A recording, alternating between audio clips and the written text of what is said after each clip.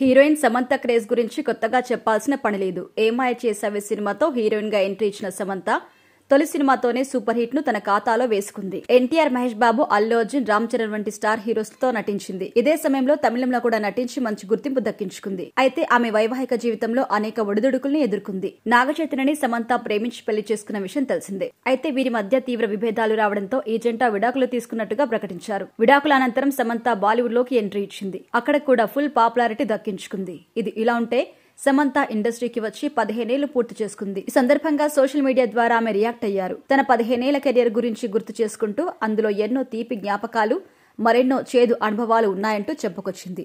జీవితంలో కొన్ని విషయాలు ఎంత మర్చిపోవాలన్నా మర్చిపోలేం అని, కొన్ని మాత్రం ఇట్టే మర్చిపోతామంటూ సమంత తెలిపింది. ముఖ్యంగా తన మాజీ భర్తతో కలిసి నటించిన ఏమాయ చేసావే సినిమాను సమంత ప్రత్యేకంగా గుర్తు చేసుకున్నారు. ఏమాయ చేసావేలో ప్రతి సీన్ తనకు గుర్తుందని, గేట్ దగ్గర నిలబడి కార్తిక్ ను కలిసేది తనకు ఫాస్ట్ సీన్ అని అన్నారు సమంత. అలాగే కొన్ని సినిమాలో నటించి తప్పు చేశాను అని ఆమె సందర్భంగా గుర్తు చేసుకున్నారు. కొంతమందితో నటించి తప్పు చేశాను అనే అర్థం వచ్చేలా కొన్ని కామెంట్స్ చేసింది. కొన్నేళ్ల కెరియర్ లో తన జీవితంలో ఎన్నో చూశాను అని, తన బలమేంటి, తన బలహీనత ఏంటని అర్థమైందని తెలిపారు సమంత. రాబోయే 15 ఏళ్ల కోసం వేచి చూస్తున్నానని సమంత తన పోస్ట్ లో రాసుకొచ్చారు.